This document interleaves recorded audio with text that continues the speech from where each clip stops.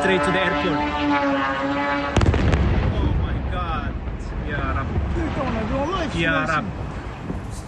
Ya Rab. Straight to the airport. An Iranian drone attack and purported interception at Dubai's airport on Saturday as Iran continues to target countries across the region. No reported injuries and the airport has reopened. Iran's regime has relied heavily on its drone arsenal since day one of the war. Today, Ukraine's President Volodymyr Zelensky said that Ukrainian drone experts will be heading to the Middle East next week to help the U.S. and Gulf nations defend against the attacks. And as CNN's Tom Foreman reports right now, the use of drones in the fight is not exclusive to Iran. In this battle, we are seeing a weapon system that the U.S. military has never fielded before. And let me bring in a life-size model so we can take a better look. This is the Lucas drone. It's low-cost, unmanned combat attack system. As you can see, it's about 10 feet end-to-end. It has a wingspan of about 8 feet. It has a propeller drive in the back, so it doesn't give off a lot of heat that can be easily tracked. It weighs about 180 pounds, and it can carry 40 pounds of explosives up front. It is also, interestingly, a clone of an Iranian drone, the Shahed 136. The Iranians have been working on these for years. The U.S. got a hold of one, and they had engineers replicate it so they could turn it back on the Iranians. Why do the Iranians like this so much? Well, unlike big missiles, which have to come from some sort of a launch system, a truck or something like that, which can be easily tracked and attacked, this can be fired from the back of a truck, from a boat, from the middle of a field. Unlike a missile, which requires a great big production facility, which can also be targeted, these can be built much easier in covert locations all over the place. Again, hard to find, and these are cheap. Missiles cost at least $1 million each, if not more, and this only cost about $20,000. So when you look at an attack map out there where strikes have happened by missiles or drones, every time a drone is hit someplace, that doesn't necessarily represent one drone.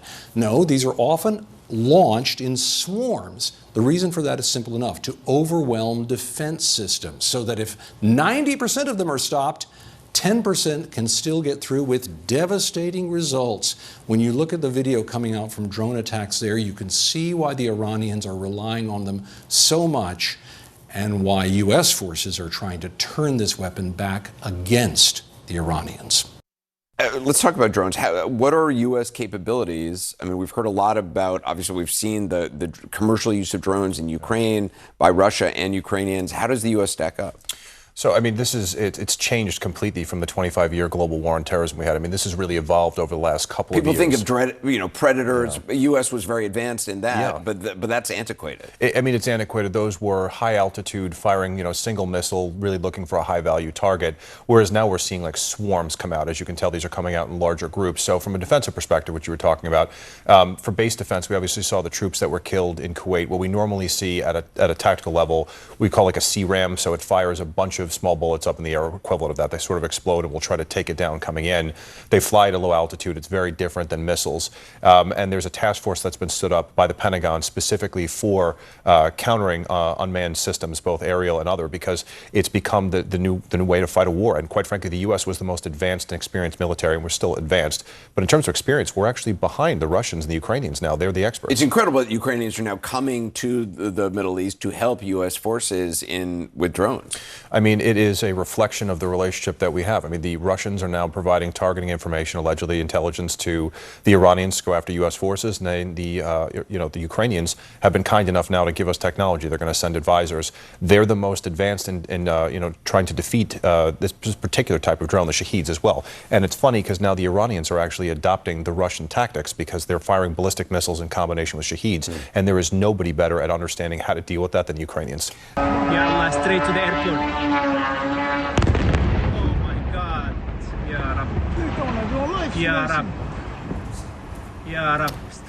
An Iranian drone attack heavily on its drone arsenal since day one of the war. Today, Ukraine's President Volodymyr Zelensky said that Ukrainian drone experts will be heading to the Middle East next week to help the U.S. and Gulf nations defend against the attacks. And as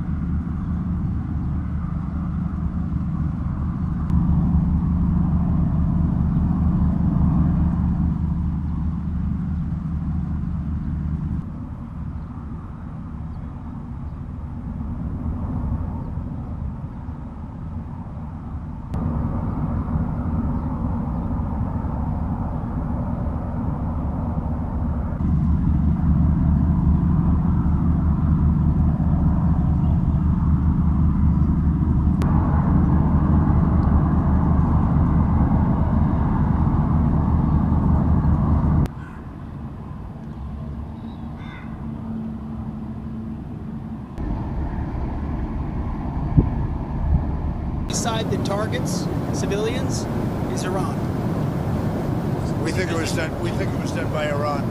Can you give us an Because idea? they're very inaccurate, as you know, with their munitions. They have no accuracy whatsoever. It was done by Iran.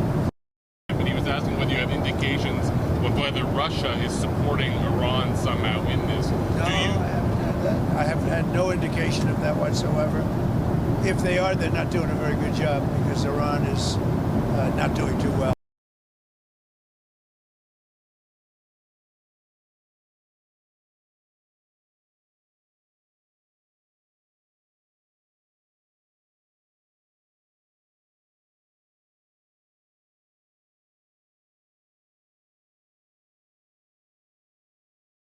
播报新闻是我的日常，必须时刻保持妆容和皮肤的最佳状态。